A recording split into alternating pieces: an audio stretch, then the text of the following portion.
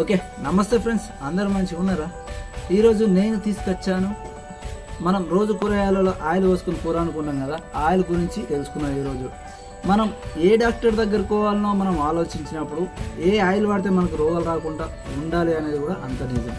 మనం రోగాల బారిన పడకుండా తెలుసుకోవాలంటే దానికి ఒక ట్రిక్ ఉంది. ఆ ట్రిక్ ఏంటో తెలుసుకోవే ముందు మీరైతే మా ఛానల్ అయితే కింద రెడ్ కలర్లో ఉంటుంది సబ్స్క్రైబ్ బటన్ అనేది, దాన్ని ఒకసారి ఇట్లా నొక్కండి సరిపోతుంది. ఇక సోది లేకుండా పూర్తిగా స్టార్ట్ చేద్దాం వీడియో అయితే.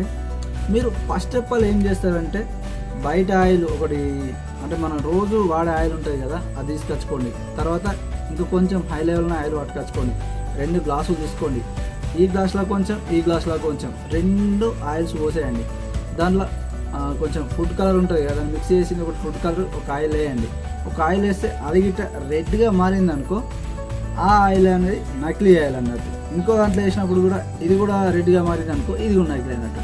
ఇంకా వేరే వేరే ఆయిల్స్ తెచ్చుకొని అట్లా ట్రై చేయండి. ఏది స్వచ్ఛంగా ఉంటుందో అది మంచి ఆయిల్ అన్నట్టు. ఇక రెడ్గా మారుతుంది చూడు, ఏ ఆయిల్ అన్నా కానీ రెడ్గా మారిందంటే అది నకిలీ ఆయిల్ అని అర్థం.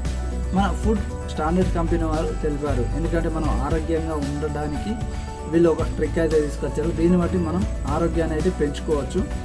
ఈ వీడియో మీకు నచ్చినట్టయితే అందరికి షేర్ చేయండి. అదేవిధంగా మన ఇన్స్టాగ్రామ్ ఫ్రెండ్స్ కావచ్చు, ఫేస్బుక్ ఫ్రెండ్స్ కావచ్చు, ఇంకా ఏ ఇతర ఫ్రెండ్స్ ఉన్నా కానీ వాళ్ళందరికీ షేర్ చేయండి. ఎందుకంటే మనం బాగుంటేనే మన చుట్టాలు కూడా బాగుపడాలి. అందుకని చెప్పి అందరికీ వీడియోని అయితే షేర్ చేయండి.